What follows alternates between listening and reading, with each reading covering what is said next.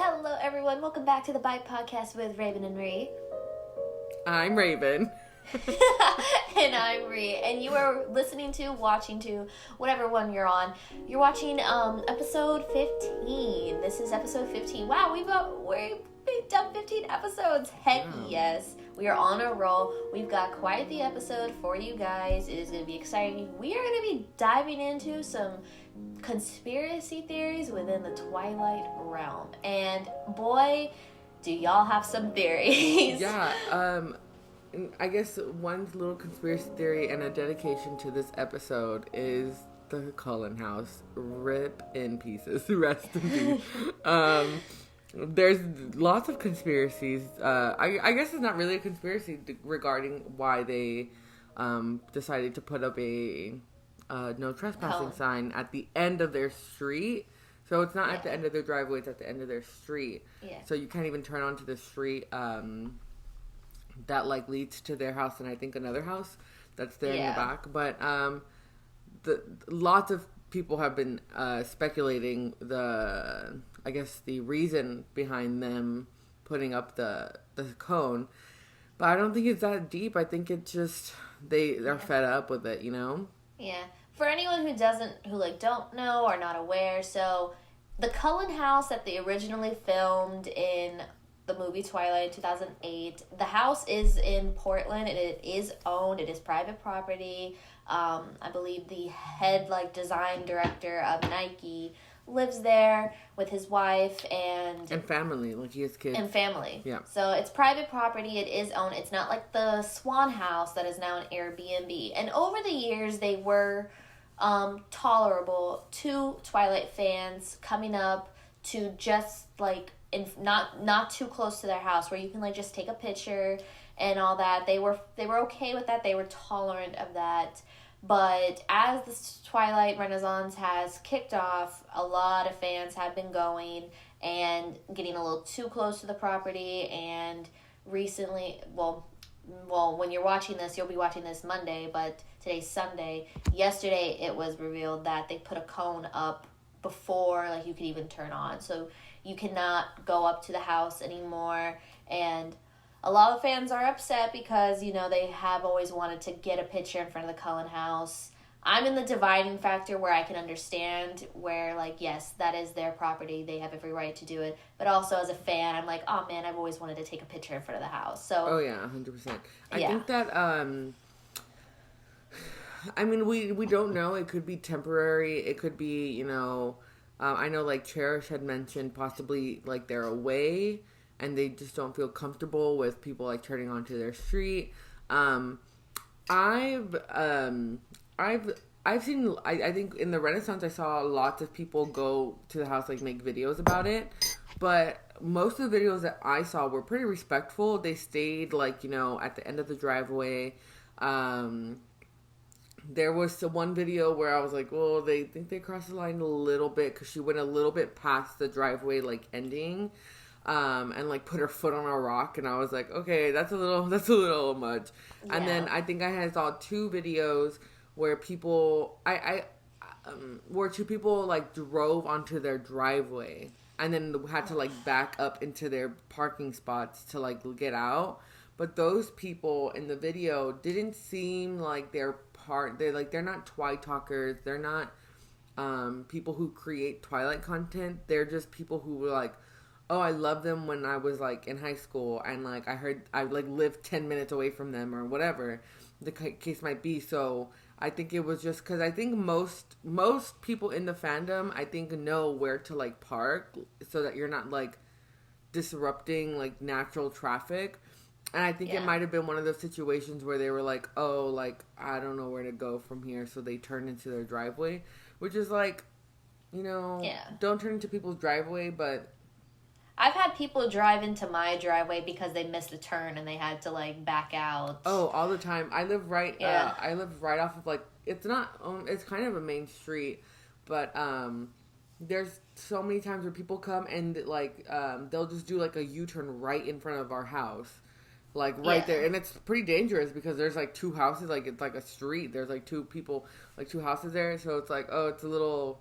Like, if someone was turning into my street and didn't see the car doing the U-turn, there would probably be an accident. But, oh, God, yeah. But, only time will tell to see how, like, permanent it gets. I think that, obviously, they have money. They own this amazing, elaborate house. Yeah. And so I think if they were seeking like permanent ways to keep people out, I think they would have put a gate up, or they would put a gate up, or eventually put a gate up, which is something. I mean, that's what they're owed. Like, that's their due. Yeah. You know, that's what they're due if they feel like that it's their house. It's their house, so we can. We could. I think there's like, if you pass by it, you can still like. If they end up putting a gate where they put the cone, if you were to pass by it, you would still be able to see, like, the top of it. You wouldn't be able to, like, go take a picture right in front of the house, but that's you their can still house. see it from afar. Like, it is, like, on a steep. Like, it's on a hill, kind of. So you can, like, see past the tree line, I think. If you pass it, you can see the top of it. Yeah. And I think also we I mean, because they're not the only people on that street. There's another house, so... I mean, who knows how many times that those neighbors also have people going into their driveway, or, you know, because it's a street, and then there's a dead end after that second house. And so, you know, how many times that people drive out to the dead end, but then have to, like, back up into the driveway to, like, turn around and all that stuff. So I imagine that both of the owners of the houses are probably a little, like, over it at this point. I think there just needs to be a period of time for, like, cool down, and also, like, it's a pretty scary time to even be going to other people's houses who you don't know, and we are in a pandemic. But I do know people. I think I've seen one person on Instagram who had a negative experience with. I don't even know if they're the owners of that house. Where they were, like, blocking the the driveway, and they asked them to move the car, and she thought it was rude that they were just, like, standing there. And I don't know if they were the owners of the house, if they were the owners of the other house. But I do want to say that most people that I've seen on TikTok, there's this one girl, she did a dance in front of it with another person, and I think the owner popped out from the top. And I saw that TikTok. I looked in the comments, and she said that the owner had came out and was like, that was a pretty good, like, the lady was like, that was a pretty good dance. And I've seen a lot of dances recently, so. Yeah. I saw that one because then it, like, zoomed in on the lady. And she's, like, peering down, like. Approved or something like that. Yeah. I saw that one. I thought that was funny. Yeah. So, yeah, I mean, it definitely, there's a range. It could be, like, they are away. I mean, they are, like, the owner is a businessman. He probably had a business trip, or, like, the whole family went somewhere, and they didn't want people coming up, like you said. I think, I mean, I obviously can't speak from personal experience, because I don't own a house that, like, gets visited hundreds of times a year. Yeah. But if I were in their situation, I understand where they're coming from. Like, if I was away from my house, like I don't have anyone staying in it, my wife or my kids, anyone, I wouldn't want people to just be able to drive up, because that's when you get to the point of being like, there's no cars in the driveway. Oh my goodness, no one's home. And then you can peer in. Yeah, so that's when you get dangerous. I get where. So if you go to the Cullen House or anything, and there's the cone there, don't try to, like, go past it. Yeah.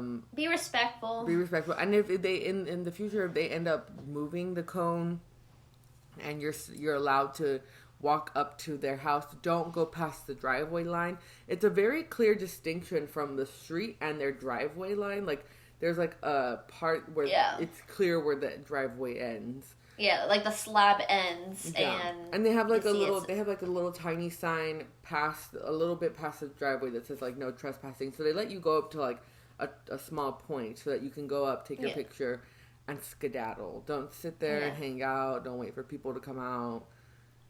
Yeah. I know we all want to meet the Cullens, but they're not living there. They're not the Cullens. They're not. And I did see that. I think it was 2018 for the 10-year anniversary of Twilight being released. they let like the owners, I think the owners were actually in the video too, because Catherine Hardwicke and Jackson Rathbone came and they did like a tour. Yeah. And they were like, the owners, I believe, were in it too. So they are aware how recognizable their house is and how much love the fandom has for their house. They are aware of it. So I think it is just, our place to respect their decision. Don't go up to the house and yeah. Don't go past. Well, right now you can't turn onto their street. So yeah. Don't go if the cone is there. But if they end up moving the cone, like the cone's not there, and you're allowed to walk up, just don't go past their driveway. Don't go into their driveway. Don't put your foot on a rock. Yeah. Don't be disrespectful of their space and their stuff. Yeah. But yeah, so today we're talking about conspiracy theories, and I actually did a poll on Instagram, and no one replied to it, and I was like, ugh, like not even our friends replied to it. But I made it. I was like, I didn't want it to be just Ree's and I's conspiracy theories, because I feel like we've talked about our conspiracy theories like several times throughout the past 15 episodes or whatever. So I wanted to kind of get Twilight fans' conspiracy theory. So I made a TikTok, and I was like, well, hopefully, I was like hoping that it blew up a little bit so that more people could see it, so we could get a lot of traction to it.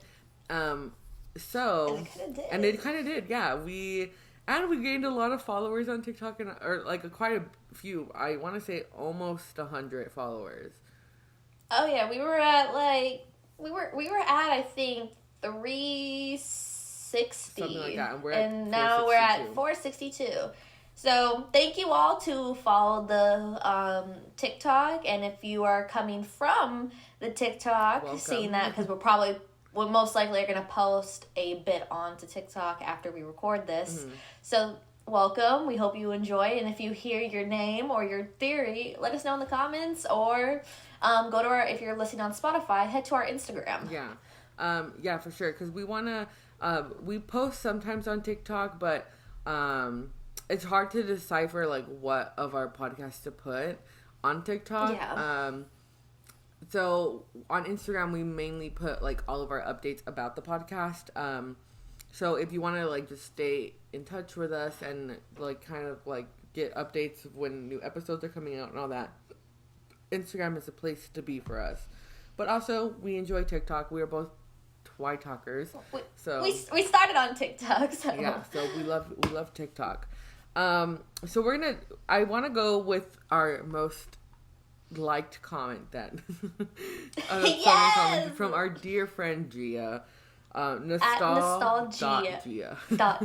Love her. Hey, queen. Which is a perfect name for a Twilight. I know she doesn't really post Twilight stuff. She posts just like more Vampire Diaries and thirst trap videos. But she's so good looking. She's so good looking, yeah. Gia. Gia flaunted but that. Nostalgia is like 100% something that you get from Twilight, like 100%. Yes. And she is our top comment on the video. Congratulations. and I think she got the most replies to hers. I think so too. Of people agreeing. So her theory was that Jacob was supposed to imprint on Bella, but because she was a shield, it didn't work out, so it transferred to Renesmee, which is something we've talked about, which is something I think it would make a lot of things clearer and better. It would make the love triangle make sense. Yes. Or why he felt so drawn to Bella. Yeah, I know because the fact that a theory that like he was attracted to Bella because he pre-imprinted on one of her eggs because she was. But that's weird. That's weird. That's the thing. I cannot get on that theory because if he is attracted to Bella because she is destined to birth his soulmate, why is he not attracted to Edward too? Edward's the other half of that DNA. Yeah, because once Edward turned into a vampire, he stopped producing sperm. He stopped producing his swimmers. So he still had like Renesmee's little half of Renesmee was in Edward too. So he would have been in love with Edward too. Exactly. And so that's why I like this theory, and it makes sense, and Stephanie Meyer, if you happen to come across this, like, let us know what you think, because it just makes a lot. It pieces together. I saw one of the comments on there that says, "See, I like this, but there's plot holes as her shield's only mental." So, her shield's mental, which, I mean, I don't. How would that go? But is a shield not meant like not a mental thing? At least it's It's like, to me, I think of Jacob's imprint on Bella as something like, something similar to, like Jane's power, in a way. Like, it's kind of like, it is, yeah. you know, it's not something that that like. Jane's power is not to physically make someone hurt. It's to mentally make someone think that they're in pain. So then they're like writhing in pain, right? Yeah, which is what, and that's why Bella's shield can counteract those attacks, because it's mental. It's like a mental thing. So, I mean, and plus, if we look at it, when Jacob imprints on Renesmee, it's like through his mind. Like, he looks at her, and then it's like his mind displays. So if she has a shield that is protecting her mind, that's not allowing any kind of penetration to that. Yeah, because I mean, we don't know if imprint is inherently has to do with love or your heart. You know, that's nothing that it seemed to be always something that was mental, because it's not reciprocated in the other person all the time. For example, is it Quill's imprint, Claire? It's Quill is Claire. 2 years old, so she's not going to reciprocate those feelings as a 2-year-old, because she doesn't, you know. So it's 100%, I think, mental. Yeah. I am trying to find the illustrated guide. Where is it? Healing. There it is. Imprinting. And this is another thing why I kind of like, have a little problem, because the way it's worded in the illustrated guide, it means that imprinting can only happen on it says some werewolves experience a bonding incident called imprinting, in which they become unconditionally tied to a human of the opposite sex. And it's like me wanting Leah to maybe have a girlfriend. Yeah. It doesn't work. Come on. Let her have a girlfriend. And then it says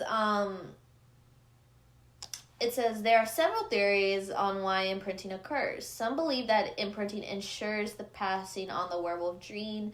Others believe that imprinting happens to produce larger, stronger wolves in the next generation. The werewolves do not know the answer for certain. Let me see.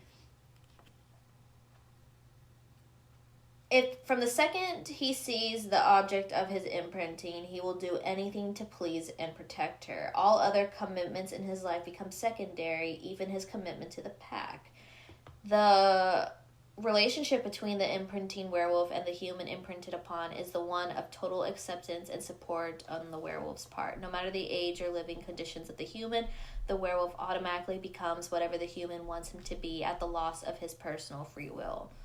If the human is young, the werewolf becomes the perfect platonic playmate and protector. As the human ages and changes, the werewolf instinctively switches roles to fulfill the human's needs.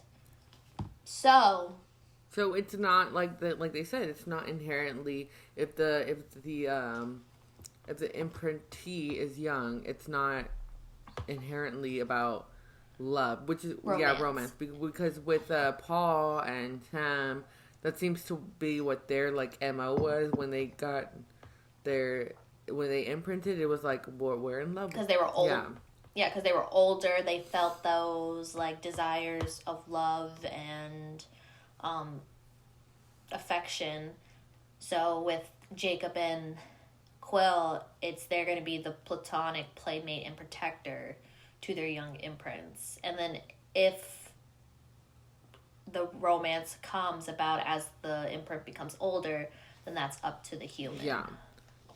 So exactly. I think that it's it's up to the imprinting no matter what. But okay. Yeah. So I think we had talked about on one of our previous episodes that possibly to me it's canon that Jacob was supposed to imprint on Renez. I know it's not canon at all because Stephanie has not like came out and said it. But Stephanie, it's not too late. Wait, what did you say? That it's canon that Jacob was meant to imprint on Bella. Gotcha. I thought you said Renesmee at first, and I was like, wait, that is canon I already. might have. Hold on, I might have. Yeah, that's why I had to ask you to redo it, because I think I heard you say Jacob was meant to imprint on Renesmee, and then I was like, wait, that's already canon. No, that is canon that I think he was supposed to imprint on Bella, but the shield, and so since Renesmee has like DNA from Bella, that's why his imprint clung onto the next best thing, I guess you can say. Yeah. But I've always said that I don't really like the love triangle that we get in Eclipse. I think it would have been, it's very like undermined, like last thought type stuff, because to me there was always a clear choice. It was always Edward. It was Edward from the beginning. Yeah. And we know this from Forever Dawn. Exactly. Because Forever Dawn was the actual, like, supposed sequel. They didn't like it. And in that, no character development from Jacob. Doesn't become too close of a friend that any attraction to him would occur. Edward was clear choice. Yeah. And so I always thought that it would have been 100% better. And maybe Stephanie was just rushed. Maybe she didn't think about it. I don't know. But the book writer in me, which I'm not 100, like, you know, I still need a little, like, Ree and I need Ree's help a lot. But the book writer in me would have been like, when they were supposed to kiss in New Moon, right before Edward called, she lets her shield down unknowingly because she doesn't know she has a shield yet. And then they kiss after he says the, like, stay with me forever, whatever he says, and Quilly, oh my gosh. And then, so she lets her shield down. He imprints. Edward calls. All that happens. But the only thing is that they kissed. He imprinted. And then he, like, tells her that he imprinted. Or, like, you know, something happens, right? And then, like, she still decides to go save Edward. And then I feel like if that was the case, Jacob would have needed to go with her to Italy. Oh, yeah. Let her go by herself. Oh, yeah. And where was it? Because it said, so yeah, it's against the law to kill a werewolf's imprint. It says, such an act would be devastating not only to the wolf who suffered the loss, but to the entire pack. Well, that's with the death. So, granted, say Jacob did imprint, and then Bella goes to Italy without him to save Edward still, because she loves Edward, and then say it doesn't go how it was planned, and she, like, gets hurt, he would, like, debilitating, like, suffer, because of the telepathic ability of the pack. If that happened, she got hurt or something, because he would have blamed it on himself for, like, allowing her to go. But, and then instead of New Moon in Bella's perspective, we got New Moon in Jacob's perspective. Oh my god. Yo, that is just so juicy. That's Come like, on. Oh my, and then we see when she gets back, or, you know, or not New Moon, we get Eclipse in Jacob's, not New Moon, because we already get New Moon. But we already have New Moon, because that's, like, after the fact. But we get Eclipse in Jacob's perspective, and then we can actually see, like, a love triangle. Like, I grew up on, like, telenovelas and, like, those dramatic, like, soap operas. I watch soap operas with my mom. Give me the drama. Like, give me the tea where, like, she actually feels conflicted to either go with the person who imprinted on her or the person who, like, almost killed himself because he thought that she was dead. Yeah.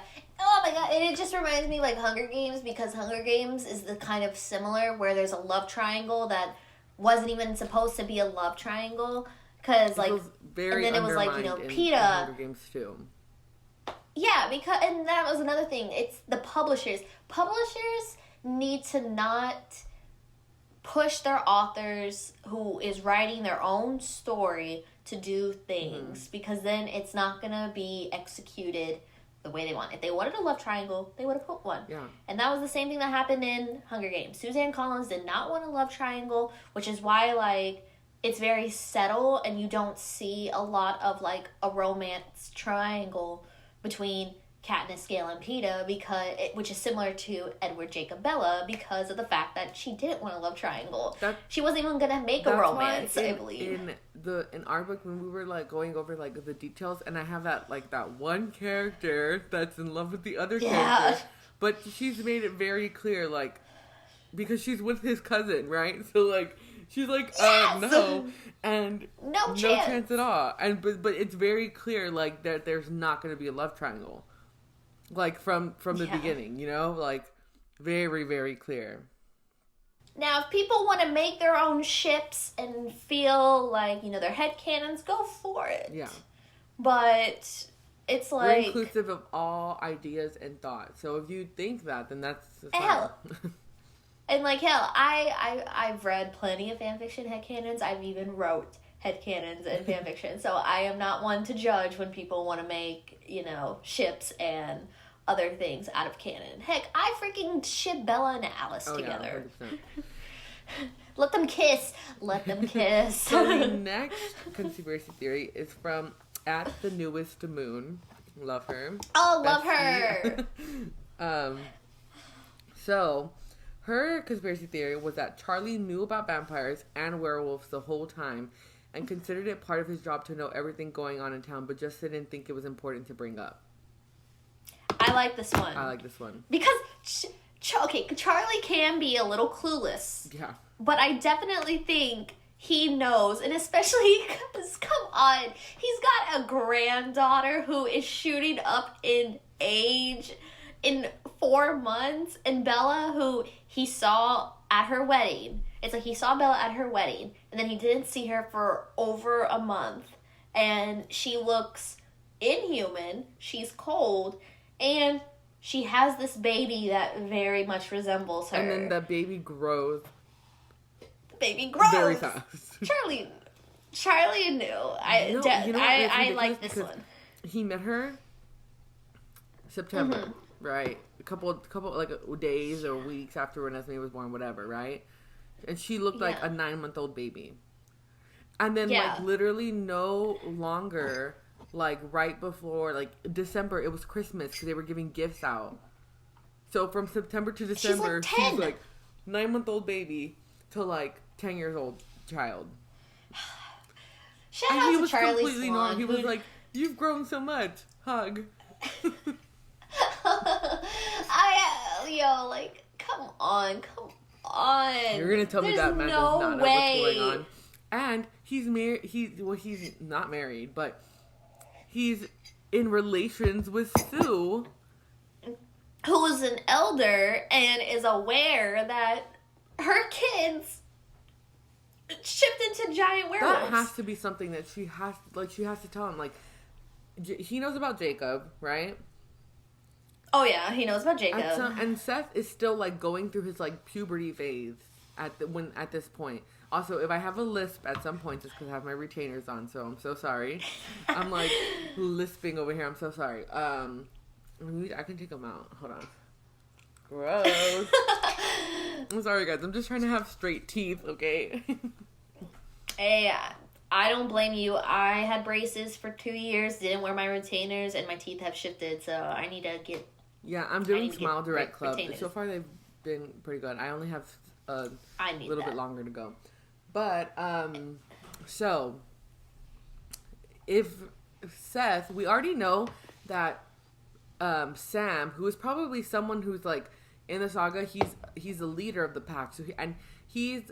From what we've seen, he's very calm, cool, collected. But we do know that he had a moment of heated passion, phase into a werewolf, and then cut Emily. So Sue has to tell Charlie, by the way, like, you know about Jacob? Well, Seth is that too. Because what if one day Charlie's like, go clean your room, and Seth gets mad and, like, phases into a wolf right in front of him? Yeah. Like, she has to tell him that. Like, that's not something that you keep away from your partner. So I feel like Sue, like, just low-key was like, hey, by the way, I just want to let you know that this is going on. He's like, there are strange things happening in Forks, Washington. He must know.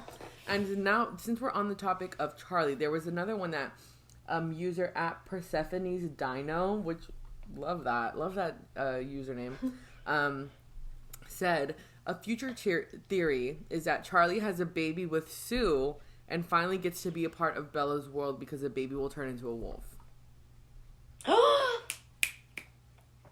Yes, that is a good one. I really like that because I like that one. Like, I don't know, maybe they would start including Charlie in these like meetings that they do because his child is now part of it.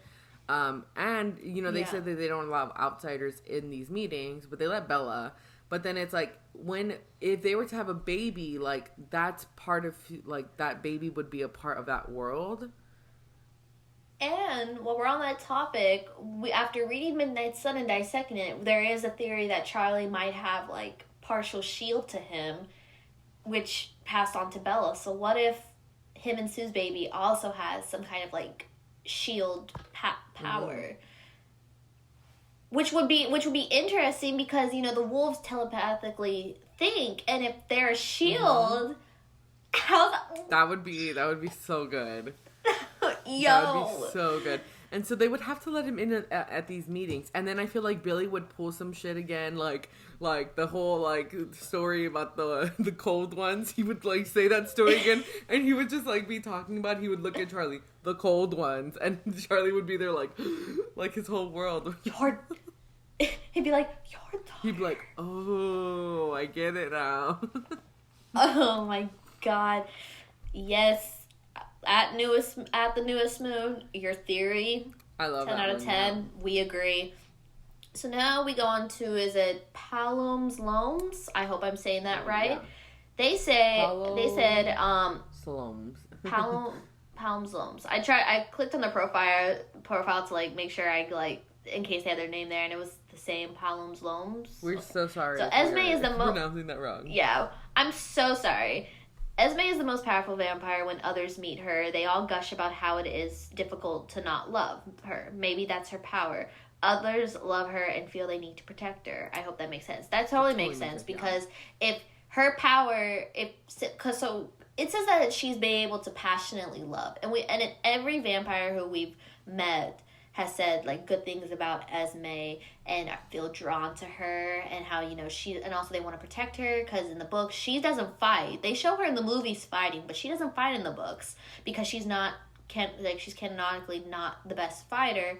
So if she has this power to influence people that makes them want to protect her and love her, so she's not seen as a threat, it actually... It's a very... I like that because I know in the book she doesn't fight. In the movie we see her fight, right? Because she's a total bad bitch for fighting, right? But I could just imagine, like, in the book, like, they're having these fights and she's just in the back and, like, maybe they, like, run past. They don't even notice her. Like, they, like, see her, but they're just like, how could I, like, want to fight this lady? Like, she looks so sweet and I love her.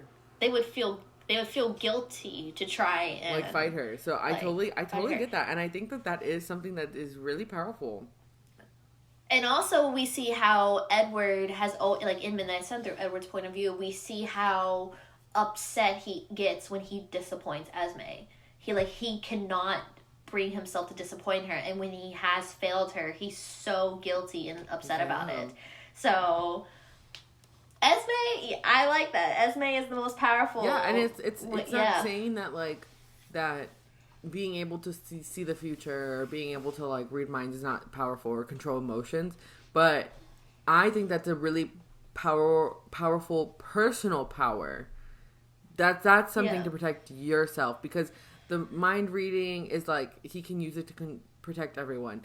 The seeing the future, that's one for everyone. The controlling the emotions, that's one for everyone. And then Jasper also being able to project this emotion, like project his powers to like shield people, is that's to protect others. But her power is just solely for herself. Which is probably, you know, like, I don't want to, you know, like, I don't want to share my power. Yeah. Let me pull up Esme. Where is she? I love the drawing of where is that? There she is. I love the drawing of Esme in the illustrated guide. Oh, like, she's gorgeous. gorgeous. She looks so young. Gosh, yes. And so let's see. It says, see, her special ability, it says she does not possess a quantifiable supernatural ability, which, you know, as we know, would be like reading minds, all that kind of stuff. Talks about her history with Carlisle, and then all that. She never lost her maternal instincts. Well, yeah, because she died, you know, pretty gruesomely after a stillbirth, or her baby. Her baby caught fever, and 3 days later, passed. Yeah, so she died for her maternal instincts, you know. So like, I can see why that never went away. Yeah, and it said, and also I believe, is it canon? I think it is canon because we know that Esme. It says that, you know, Esme had she had married. She said that marriage was a mistake because she had married young, and the man, what's his name, Evanson. So yeah, Charles Evanson was her husband, and he was not good to her. He abused her, and her parents rejected her plea for asylum. Also, it's around the time where, you know, they told her be a good wife and keep quiet because. And then when he left for the war, and then when he came back, it was a nightmare for her. And then she escaped when she found out she was pregnant. And I think it's actually canon that after Esme was changed and came into, you know, him and Carlisle's little thing, Edward hunted him down during his rebellion years. Like, he hunted, because Esme always said, I don't know what happened to him. But I think there was a conversation where Esme was like, I don't know whatever happened to him, but I think, you know, I think Esme suspects that Edward did do something. Edward. We love that. We stand that. Yeah.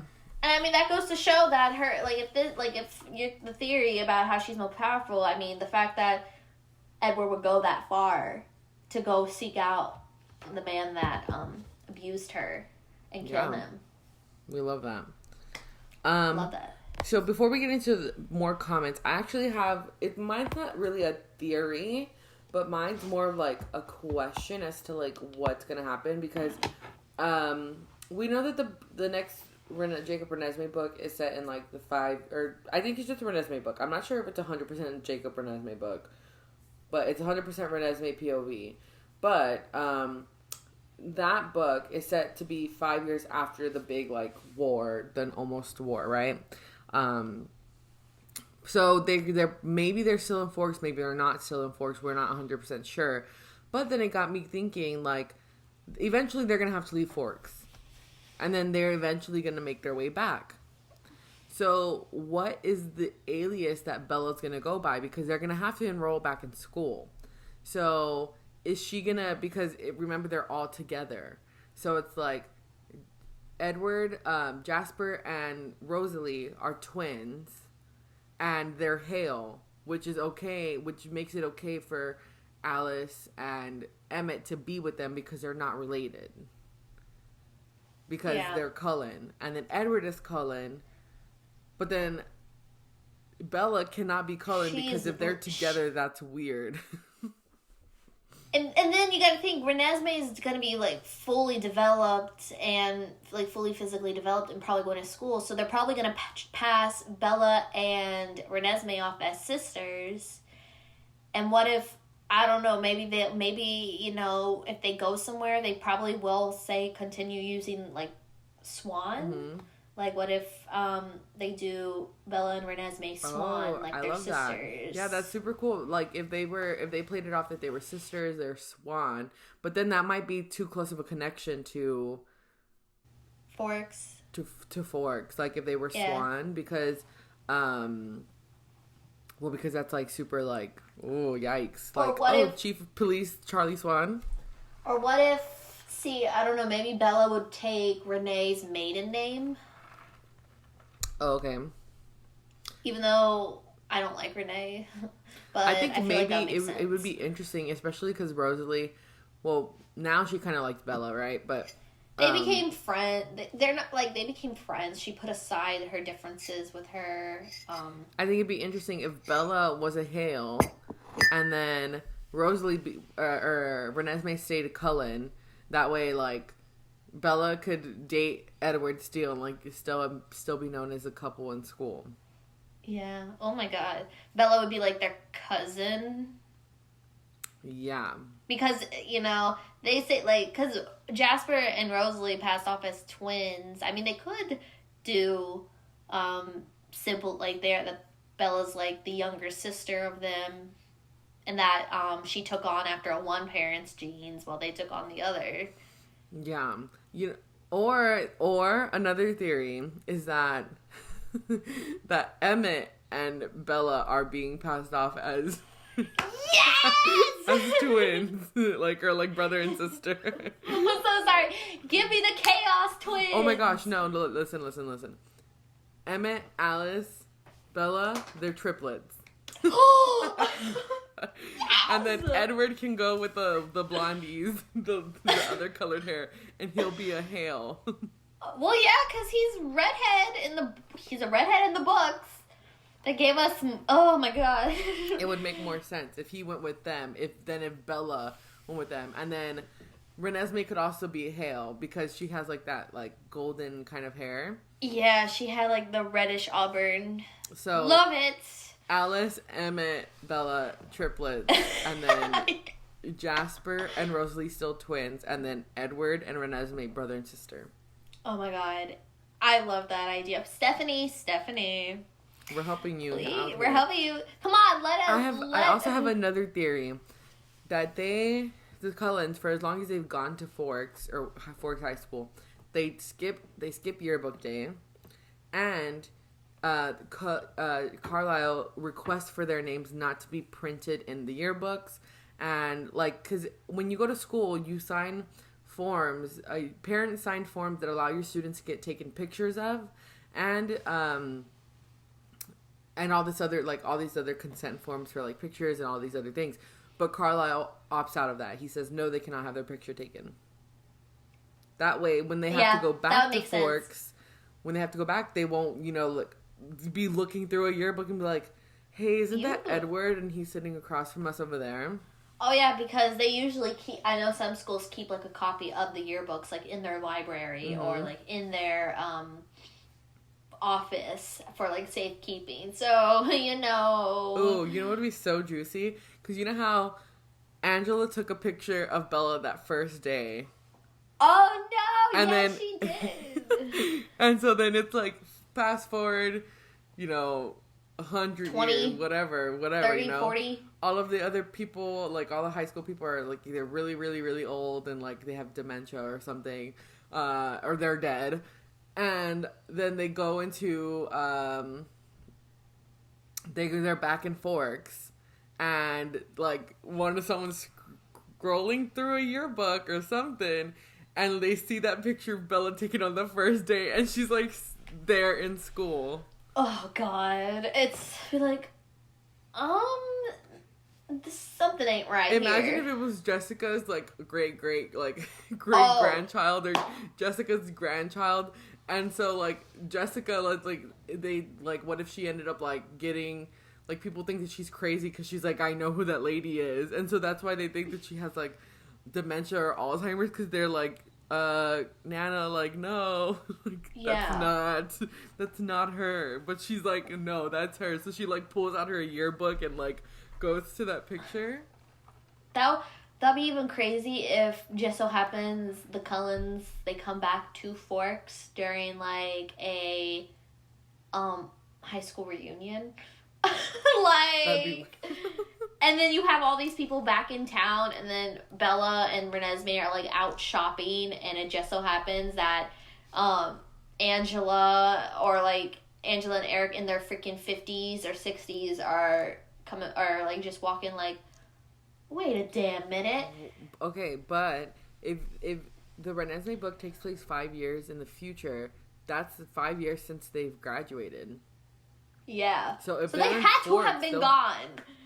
They have to leave. I don't think they'll be there.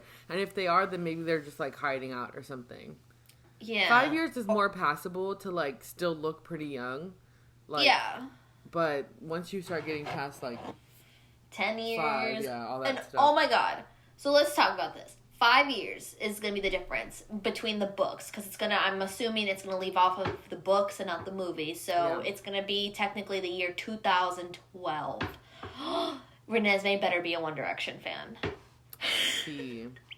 If she doesn't add 2012 references, because technically it's a book written in the future, but in the past. She's gotta love Super Bass by Nicki Minaj.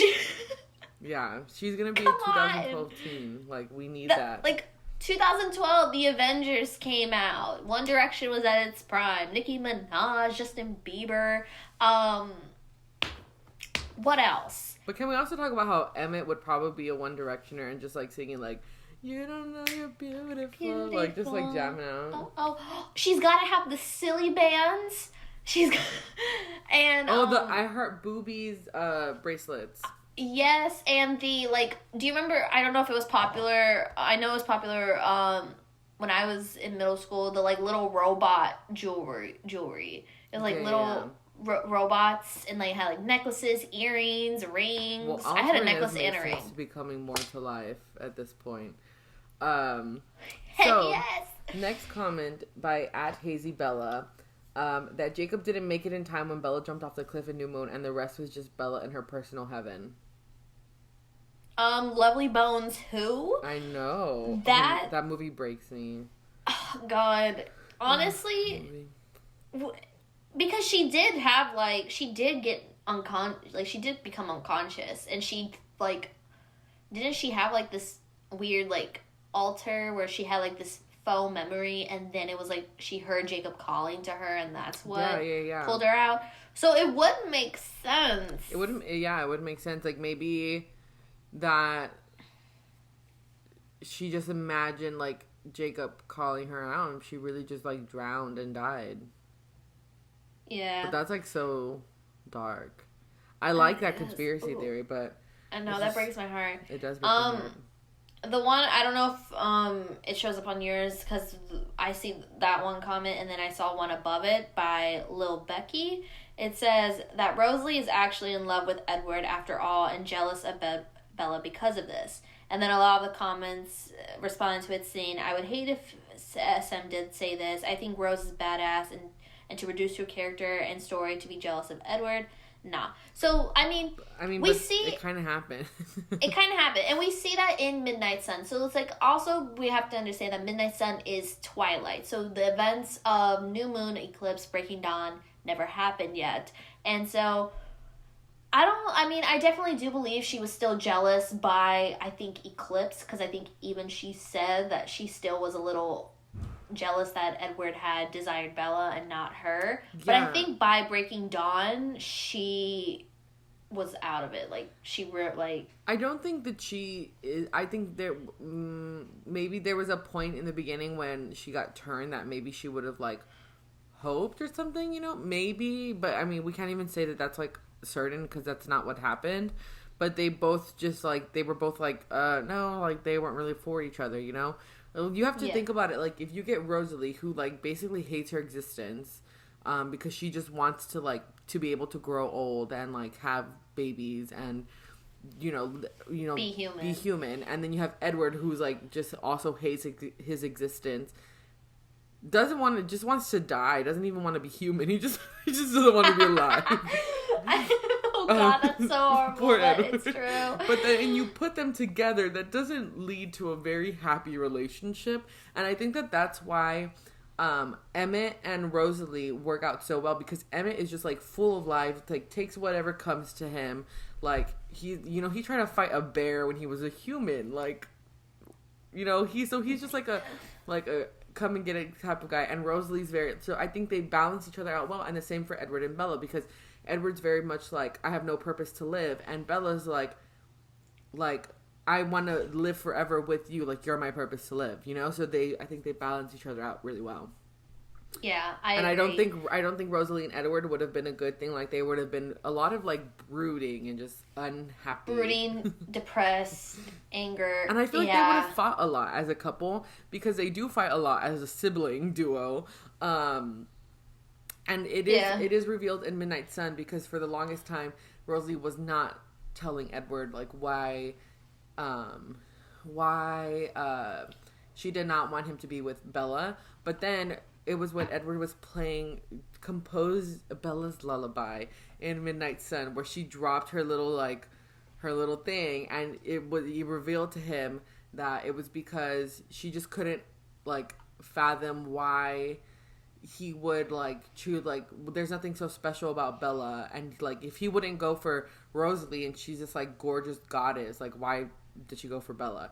So there's like a hint of jealousy, but I don't think it was inherently like, I think it was more Rosalie, we know she's kind of vain, she knows she's gorgeous, and so I think it was like part of her, like her vein coming in a little bit, and like just saying like, he didn't even like me, and I was like this gorgeous person, and there's this like regular ordinary girl. Yeah, and she had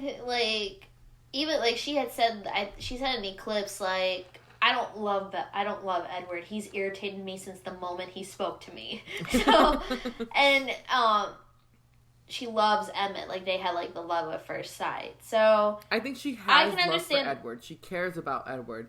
But in a brotherly way. She's very much like realistic about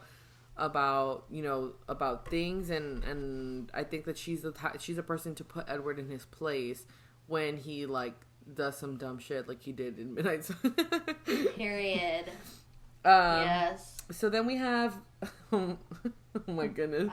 Bi one sexual slug. I love that. I guess it's bisexual slug. But it's B1 sexual slug. So, but love that. Yeah. They said in New Moon, when Bella goes to the meadow, and I like this one, and it's ruined, but they think that it's because Edward burned it because he didn't want her to go back and be reminded of him. And I love that. I love that too. And also because we see that he took all the pictures, he took the CD that he had made for her birthday. He took everything that would have reminded her of him and hid it. Well, she thought he took it all, but it turns out he freaking hid it. What an asshole. Yeah. And so this, I like this theory, and I can definitely see, of course, this can also be like debunked a bit because of the weather change and the grass does die and all that, but this would just hit you in the heart. Like, it sounds like something Edward would do. I mean, he definitely went to great lengths, moved his entire family. He did not, burn their house down because it's still their house. But I could totally see this happening where, I feel like I could see him also just him going and killing the grass himself for like, I don't know, like just something like him being such a weirdo. But I think another reason why they might have said he burnt it was because when she's walking through the forest, everything's green. Everything's still like in the forest, everything was really green, and then she gets to the patch and it's all dead. But I think I really like that because it is a little bit of symbolism. Stephanie was throwing that in there. The movie people were also throwing that little symbolism because it's like, everything she knows about him is dead and gone. So that was like a symbolism for their love. Like, so we love that. Yeah, because every time we see them in the meadow, it's full of life and it's gorgeous, and then we see that and it's all dead. And then we see it again, then we see the meadow again. We don't see the meadow again until after They get back together. They get back together, and it's full bloom and beautiful. Imagine if Edward just had he was like, if he did burn it, he felt so bad because, you know, Edward's a freak about nature and bugs and all that. So if he just like, I know. Yeah, if he just went with like, he had like a bucket of seeds and he was just like speeding along the field like throwing them. He's like, we know he in his mind he knows the rain will come and fertilize and all this, so all he has to do is just spread the seeds. So he just like really fast like This man is so dramatic, like that. The fact that it does not surprise me one bit that he would do that, but just so that it could be beautiful for her again. I know. What else? So romantic. Oh my gosh. Okay, this is one that we have oh wait, I'm lost. Are you looking at the Wailing Cactus? Oh, no, hold on. I'm lost. Oh, no, yeah, the Wailing Cactus. That eventually Renesmee would look for the other hybrid vampire, which is Nahuel, and possibly end up with him instead of Jacob, and that it's the ending that they want. And I totally agree. I agree because,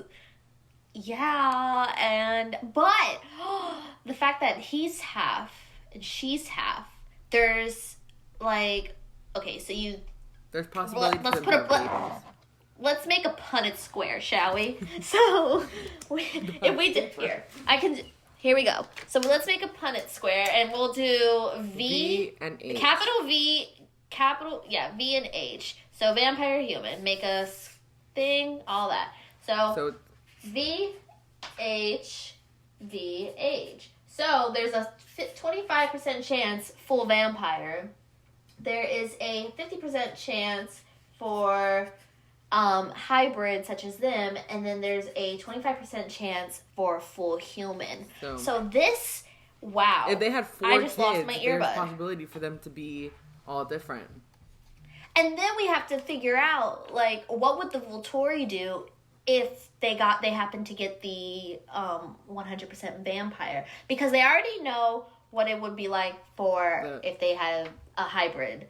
And human, well, that's going to suck if they have a full human child because them themselves are immortal. And then it's all like, are they going to turn their child eventually? Yeah, like if they would have someone else turn their child. Because they're not venomous, are they? He is. He is. She's not. And with the full vampire child, it's like immortal children are illegal, and the Volturi would destroy. So it would all happen like what the behavior. Child end up growing? Because would it be different since it's like they're born and they're not turned? You know. God, oh my God, they'd have to keep that a secret. God, love that my classes of biology prepared me for this moment. And I like this. I think it would be really interesting if in the new book maybe she like ran away from the Cullens and Jacob just to go find him and like just find out more about being hybrid. Like he's had, you know, so many plus years on her, right? And I can see where people would think that is weird because he's like old, and she's like, you know, only been alive for so long. But you figure that this was something that we talked about, that no matter what, even though that she's only been alive for 5 years, she's changing. She's growing. That means her brain is changing also. So her mentality. So even though she doesn't have like the life years, she still has like these human emotions that like an adult would have. So that's where you start getting to the tricky point. But I really like that conspiracy theory. I like that theory. The boy underscore on the underscore moon said that at some point Jacob would be turned into a vampire. Conspiracy theory. And I don't know, because this is he can be immortal because Renesmee's immortal. Yeah. And this is considering like if their relationship does turn romantic. Yeah. So it is possible. It is possible because say like, you know, she's half vampire, her parents are vampires, But then it's also like, would he turn? Because the thing is that if he turns, he can't have. Is there going to be a possible that they can even have children? Mm-hmm. Because we see that Edward had the possibility to, but we don't know if maybe because he was once a wolf, like, how would the wolf gene? Yeah, that's the one thing. How would the wolf gene counter to vampire venom? Yeah, and I wonder we see in a lot. He would. I really, part of me wants to say that his wolf gene would try to fight it, and he would just end up dying. That's what I would think, because we see that in a lot of like vampire werewolf media, where a werewolf or a wolf cannot, like, if they're bitten by a vampire, it's like a death sentence. Yeah. Because it's like they're like. It's like fight, like yeah. But then who knows? Because maybe since Jacob, if he like really pushed through it, like maybe he could. Yeah. That is interesting. Yeah. Carlisle's daddy. Carlisle, love that. Said that they made a video a while back when Alice showed Aro her vision of Bella in New Moon as a vampire New Moon, that she saw so much more than what the film showed, but she never showed it to Aro because of Renesmee. And I think we've mentioned this a little bit, but that Alice can control what to show. But I just don't know if she had developed her power at this point, because we had a theory that when she left in Breaking Dawn, she had went to go learn more about hybrids, and in turn ended up learning how to control her power, which is why she was able to show Aro the. I kind of think Alice is similar to to Doctor Strange. Love that. Because love she can see infinite possibilities, but she can control to show which one she can show to Aro. Yeah. So I think that this would be cool. I like that one. Sailor Moon _6969. They say that Bella and Renee are descendants of Renata of the Volturi. We've talked about that, and I think that that's an interesting theory. Yes. Let me see. I got the trusty illustrated guide. Let's go to the Volturi and let's see. I don't think there's much on Renata. I don't even think she has like a mate. I know Chelsea does, and that's Afton. That's Victoria. There's Riley. That's Romanian Coven. Okay, they're probably like right after the Cullens. There we are. Okay, Aro, them, Caius, Marcus. We love Alec, Chelsea, Dimitri, Felix, Heidi, Jane, Renata. So, she can shield herself and others, repelling physical attacks and confusing the attacker and making him forget his purpose. So,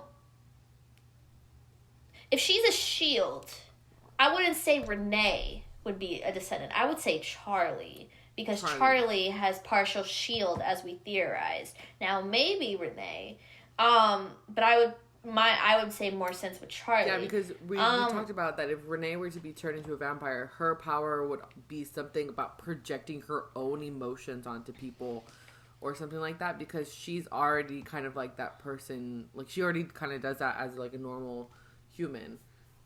Yeah. But I think Charlie and Renee. Or Charlie and Bella. Yeah. Yeah. And it says here, Renata was born into an unusual vampire-friendly family that has produced several vampires over the centuries, including many years after Renata, a nomad named McKenna. Renata was changed by her great-uncle Luca, with a few dozen greats added, because they are a vampire-friendly family, so it's like they knew of vampires and produced more. So it's like their family would grow up, someone would turn them after they've had children, and then turn them. So it's very possible that maybe someone in her family or even Renata herself had a child. Yeah. Or that there was someone in the family that did not want to be vampires, so they fled. And then that's how we end up getting Charlie and then thus Bella. Yeah. Yeah, because it says that she was changed on her 20th birthday. So it doesn't say that she had, like, any romance, that she was married and had children. So I would say that this theory would definitely go if, like, a family member of Renata's had fled and escaped. I like that theory. I like it that. Definitely... Cool. And it'd be super cool if they ended up discovering, like, if Renesmee ended up discovering that through her... her journeys or something, and she ended up, figuring out that Bella's great grandma or grandpa ended up fleeing from Renata's family and then moved to Forks and then had kids and then I really like that. Yeah. And she has black hair, slight build. I mean, Charlie had black hair, right? Mm-hmm. And then, Charlie had black hair. Renee had brownish hair. Which gave Bella her reddish brown, kind of, moosey brown, as it says. So, yeah, I definitely like that theory. It definitely, I like that one, too. Okay.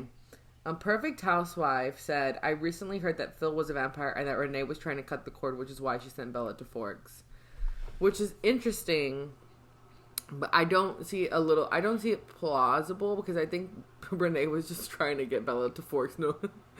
I don't think Renee ever had, I think the cord was cut with Renee and Bella, the moment that Bella was born. Renee was not a very good mother. And that kind of forced Bella to grow up really quickly. And the reason that I don't think that this is plausible is because at the end of Twilight, she was saying you can just move with Phil, you come back with Phil and I. And also they move if Phil was a vampire and they moved to Florida, which is sunny. I think if she was we're moving to Alaska, that would have been he would be restricted to only come out at night or when it's storming, which is kind of stereotypical vampire.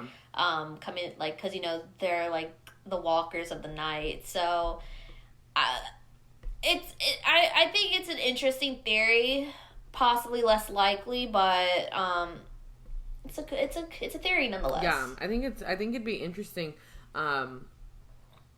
But I also don't even see Renee being I wouldn't want to tell her that I was a vampire because I just feel like she would make it about herself some way.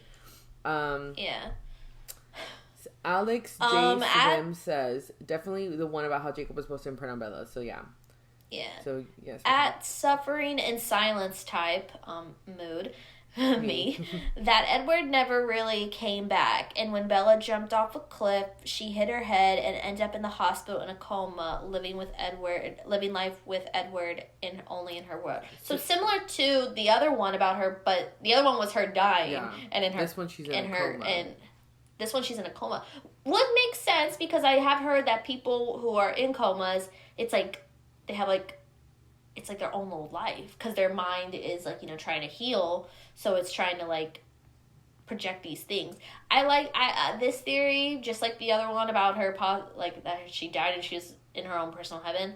Those two are interesting. I think it'd be interesting if she was in a coma and New Moon was and everything at the end of New Moon was all from the saving to that was all in her coma mind. And then maybe she ended up waking up. And Edward's by her side, having come back after he heard. And he was never gonna leave you again. And then that's how we get all of that. That's very interesting. I like that. Interesting. That Jacob should have imprinted on Leah instead of Renesmee. I think they would be so cute together, and they're both rude. So. Oh my god. I also think that that it would have been better maybe for Leah and Jacob if Jacob imprinted on her, because then they wouldn't be lonely. But I don't know. I kind of want Leah to imprint on a vampire. Same. Because I think that I want her with like Felix, or I want her with a girl. I think it'd be interesting to see if they had babies, because right now where it's unspeculated whether she can or not because of her body heat, her body temperature. Yeah. But if it was vampire swimmers, that is resilient, and I think she would be able to handle the birth because of her like werewolf genes. Would she go similar to the fanfic that Cherish shared with us? Would she phase into a werewolf to give birth, and that's how she's able to survive the birth, because she phased into a werewolf? It is very, very possible. I kind of that interesting. That fanfic that Cherish shared with us is quite scarring. Yeah.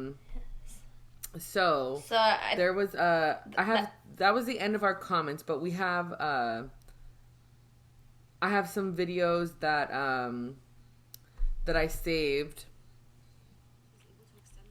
While you're pulling those up, I want to talk about the theory of Embry. Oh, go for it.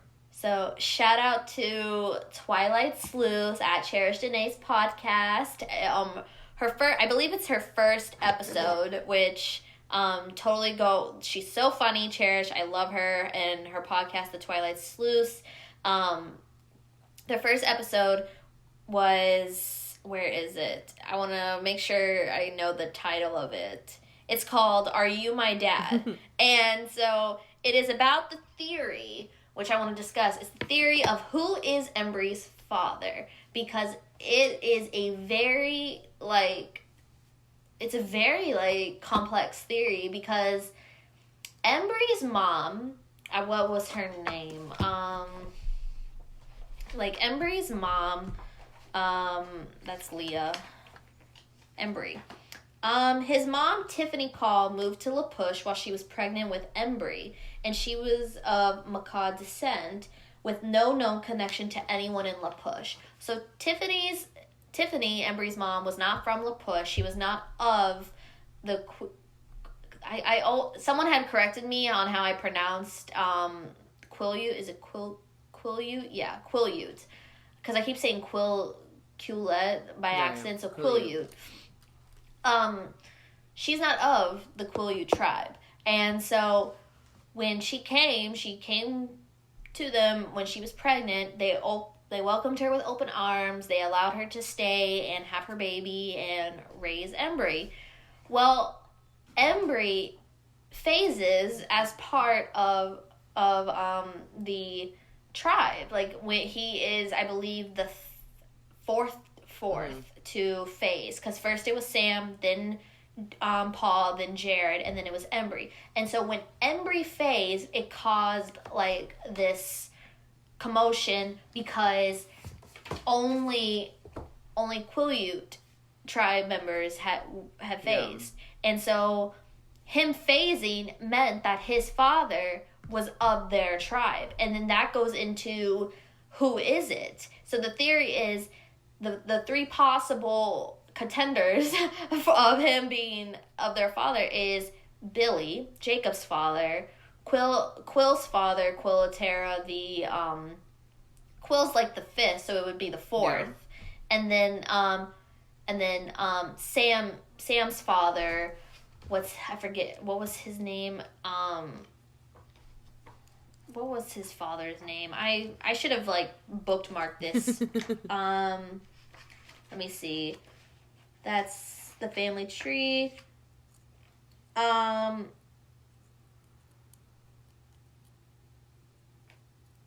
is Sam?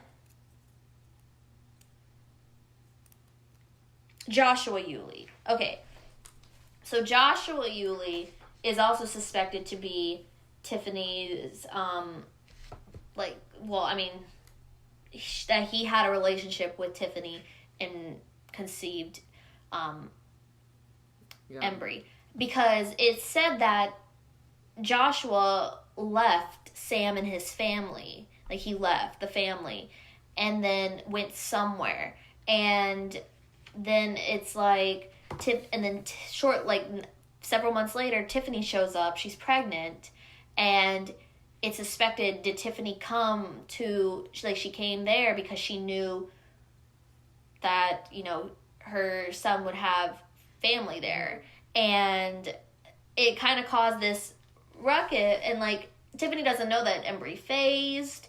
So she doesn't know. And he's keeping it a secret because he doesn't want to, like, I think, find out. Yeah.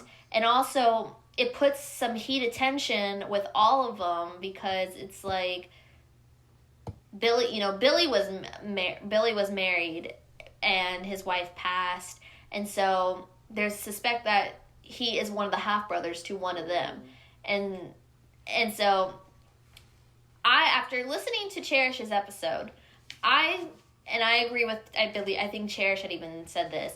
I agree that Joshua Yulee, Sam's father, is most likely Embry's father. So then Embry is Sam's half brother. Yes, and so then I would understand if there's probably kind of like some tension between the two, because it's like Sam's father left his mom, him and his sister.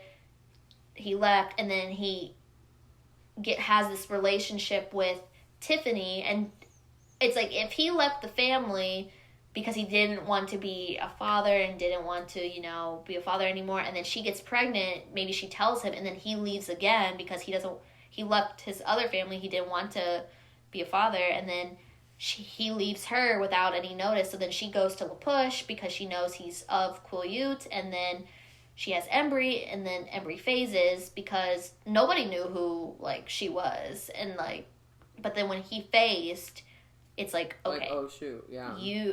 It opens up a new can of worms. Yeah. Jeez. Joshua Yulee, get on your game.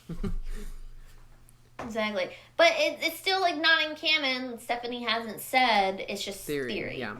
Okay, so this is one from a user on TikTok called at Mia A. Katos. So I'm going to play her audio, and I have permission to use it, so.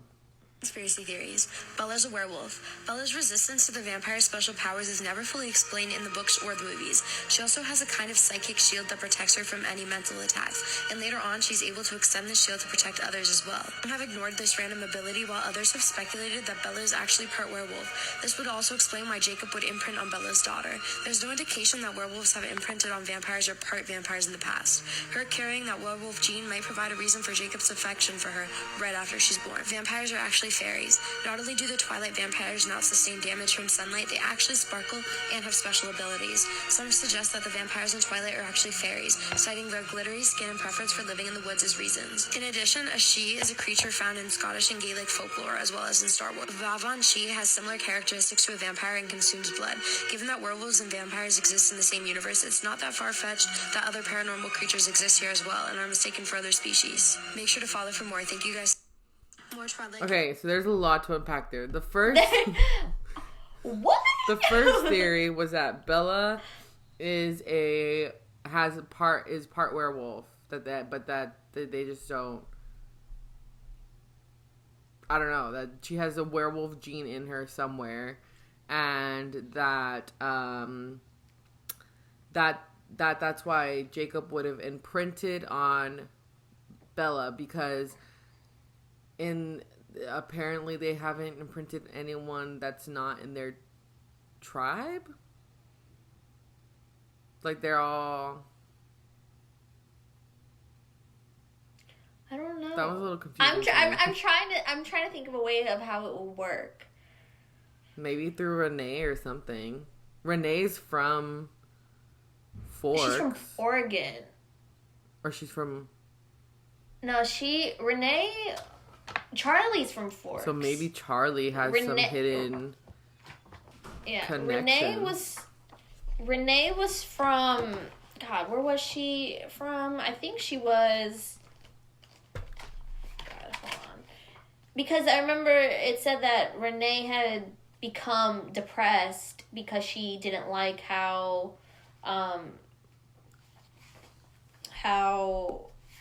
what is it? Oh, there it is. She was born in Downey, California. So she was from California, and she was passing through Forks, and that's when she met Charlie. They kind of fell in love on a whim, got married, but then she couldn't handle how gloomy it was. She missed the sun, became depressed. So yeah, I mean, if it was on Charlie's side, then that would make sense. Especially because he's his family from Forks, so maybe like long down the line. And then the second part to that video was that the vampires are actually fairies. Makes sense. Maybe. I think like maybe. Okay.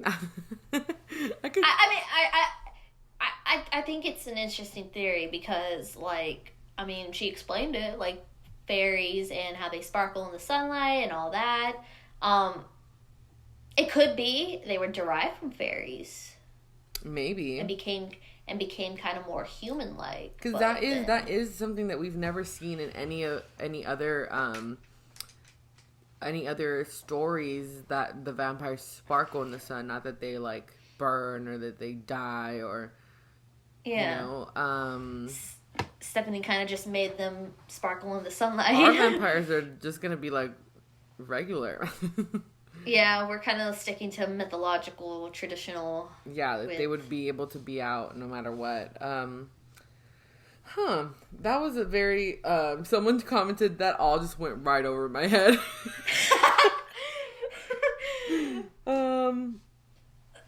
Okay, that one was interesting. So someone's saying that, so Bella is a hybrid, that they think that she has werewolf gene. Obviously she's a vampire now. I think it's possible through Charlie, maybe, but I think it's like saying that, like, I have 18% Native American in me, so I'm native. Like that, like that doesn't, maybe down the line, like, so way down the line, possibly, but like, does she? She's not like a werewolf, So this is another video. I think it's the last one I have because I didn't get permission for the other one, or like they haven't responded to me. But this is the next one. Bella was 19 when she was turned into a vampire. Let me explain. If you think about the timeline for Breaking Dawn, the wedding was August 13th and Bella's birthday is September 13th, giving exactly 30 days between those dates. When they're on their honeymoon, there's literally a line in the book and in the movie where Bella says, "How many days has it been since the wedding?" And Edward says 14. Why? 14 days after August 13th brings us to August 27th. After Jacob hears that Bella's back, Carlisle tells him that they got back 2 weeks ago. Even if you argue that they got back on the same day that they left Rio, 14 days after August 27th brings us to September 10th, 3 days before her birthday. Multiple days passed between Jacob's arrival and Bella giving birth. Even if it only took 3 days, it would be Bella's birthday. Edward then starts Bella's transformation. Bella's transformation took 2 days. She was unconscious for 2 days. That would then put us at September 15th at the earliest. She was 19. Comment below what you guys think, but you can't tell me I'm wrong. Okay, so this is from... run that by me again? You want to hear it again? Yeah, I kind of missed the beginning part. Okay. Bella was 19 when she was to my dad. Here, let me play it again. Okay, this is my... Bella was 19 when she was turned into a vampire. Let me explain. If you think about the timeline for Breaking Dawn, the wedding was August 13th and Bella's birthday is September 13th, giving exactly 30 days between those dates. When they're on their honeymoon, there's literally a line in the book and in the movie where Bella says, "How many days has it been since the wedding?" And Edward says 14. Why? 14 days after August 13th brings us to August 27th. After Jacob hears that Bella's back, Carlisle tells him that they got back 2 weeks ago. Even if you argue that they got back on the same day that they left Rio, 14 days after August 27th brings us to September 10th, 3 days before her birthday. Multiple days passed between Jacob's arrival and Bella giving birth. Even if it only took 3 days, it would be Bella's birthday. Edward then starts Bella's transformation. Bella's transformation took 2 days. She was unconscious for 2 days. That would then put us at September 15th at the earliest. She was 19. Comment below what you guys think, but... So yeah, that's from user at Murray, like Murreah. Yeah, I agree. I definitely, because I think we had talked about this briefly that it kind of seemed a little inconsistent with the timeline. Yeah, with we've talked about the timeline before. I think I made a whole video about it on TikTok. Yeah, so I think that was a mistake on Stephenie Meyer, not, like, it just kind of, like, brushed over her head that she didn't realize, like, it had messed up. So, or like Renesmee was born on what day? It says September 11th. And then Bella's... So, it said that her birthday was September 11th. And then Bella, I guess, woke up... on her birthday. The day... She woke up on her birthday or the day after her birthday? Because then they gifted her the cottage house, and she's all like, I stopped aging 3 days ago. So that would have been... Okay, this I can see her theory, but this is why I think she was still 18. Because Renesmee is born...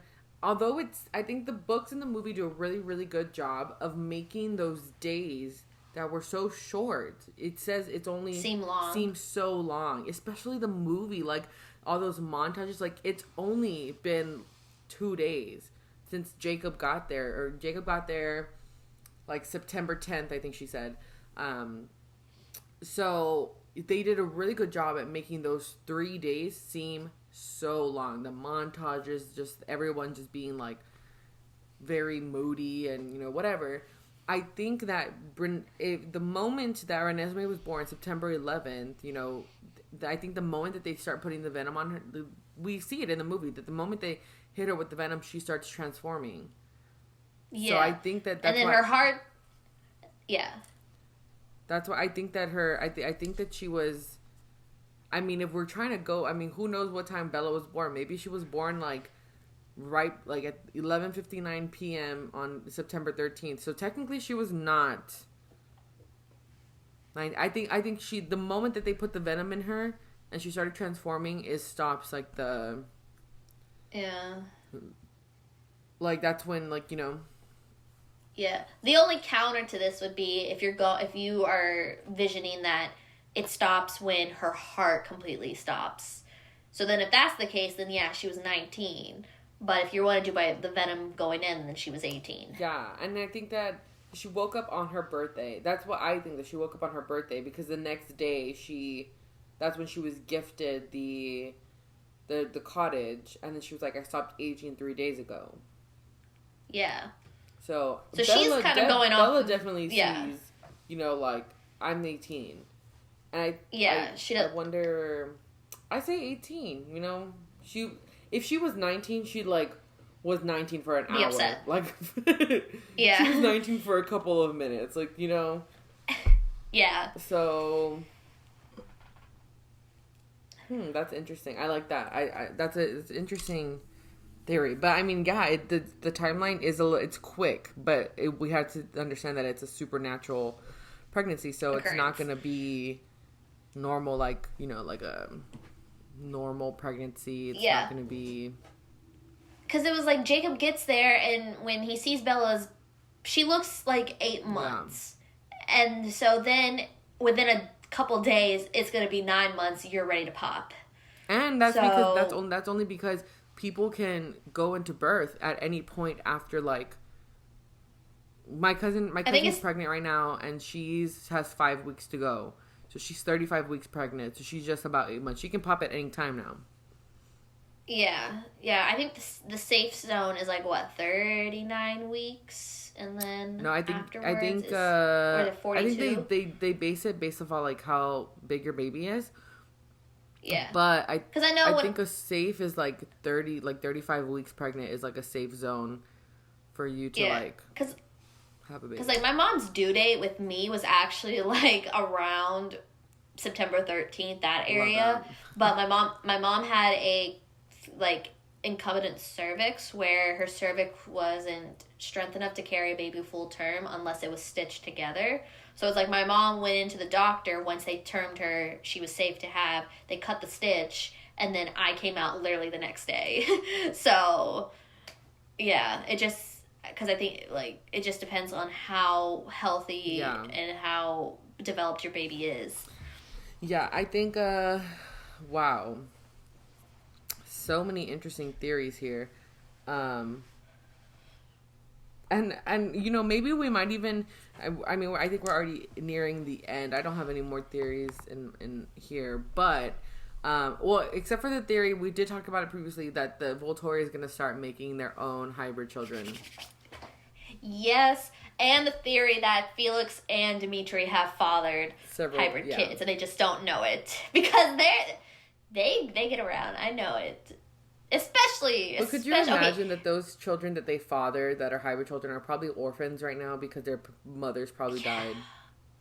Yeah, and it's like, because, and also it's like, I feel like, I want to say Book Felix definitely has fathered more, because Book Felix was more flirtatious and more of a Casanova than Dimitri in the books. Dimitri was very, like, lean and polite and respectful and all that, but then in the movie, they made Dimitri look more of, like, the... Yeah.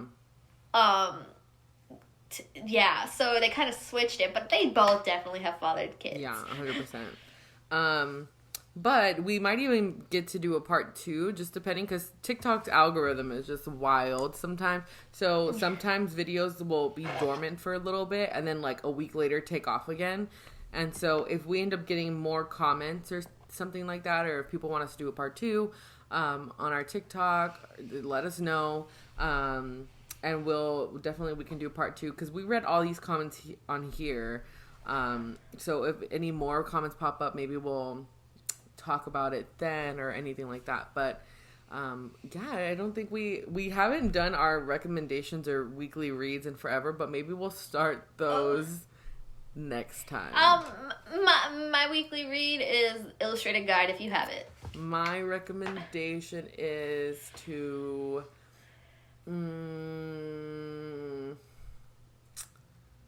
let's see. My recommendation is to start a group chat with your Twilight friends. Yes, make friends, plan stuff.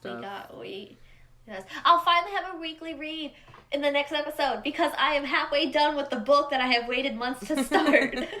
And then I might do, or maybe I'll do Life and Death, because... Oh, maybe we'll do a Life and Death one, because I'm reading it little by little. But I think that's it for today. So make sure you guys go follow us on all of our social medias. We have Instagram at The Bite Podcast RR. We have TikTok at The Bite Podcast RR. Our Twitter is at Podcast Bite. Our YouTube is The Bite Podcast with Raven and Ree. So is our Spotify. Go follow us on Spotify and YouTube. Subscribe. Do all the things. If you're into true crime and mystery, maybe check out our other podcast, which is the Very Eerie, Extremely Wicked, and Quite Spooky Podcast with Raven and Ree. Yes, we have another podcast where we do true crime and mystery. Right now we're talking about cults. We're on our 5th episode of that, and we'll be getting into season 2 in a couple of weeks, which is actually going to be a very, very long season. So that's probably going to take up the rest of the year. So if you're interested in hearing about disappearances and cults and all of that, go ahead and go follow us on there. We have a TikTok and we have Instagram, the Extremely Wicked Pod on TikTok. But yeah, check out our Flow page too, and follow us on our personal socials. I'm at Life Size Coraline on Instagram and TikTok, and Raven is at Raven and Woods on Instagram and TikTok. Yes, please. TikTok is really weird sometimes. If you get spam liked, or if you get, like, I don't know, something, they every so often they review your followers, and if those followers haven't been active on your page or aren't active at all, they'll take down their account to, like, make room for new users, because it's a huge app, and so they need to do that sometimes. So sometimes every once in a while you're, like, losing followers for no reason, even though, like, you have, like, active people on your account. But whatever, just go have some fun with us on our TikTok account, and chat with us. Tune in when we do our journey to Forks, because Raven and I, we're going to Forks this year, y'all. Yes, so you will get some awesome content leading up to the trip. You're going to see Raven and I meet in person. Yeah, we're going to try to do some vlogs on our YouTube channel. where we put our podcasts. We're gonna do like a compilation. So we're both like separately documenting our everything, like from buying our tickets and all that stuff. I've reserved my ticket, but I haven't paid it off, so it's like not that exciting yet until I like pay it off in full. Like that's mine. Yeah, I'm halfway done paying off mine. So. And so our next episode is going to be on March 22nd. We don't know what we're talking about yet, but if you have suggestions, we're open. And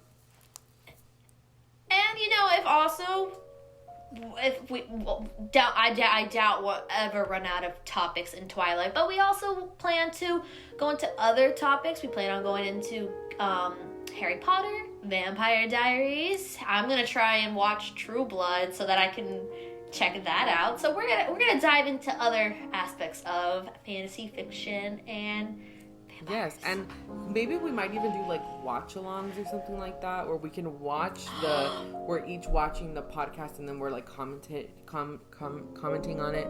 But who knows? But that is it. This was such a fun episode. Thank you guys for your suggestions. We'll be putting clips up on TikTok and tagging you in them. So we'll see you guys next time. Peace out. Bye, guys. Bye.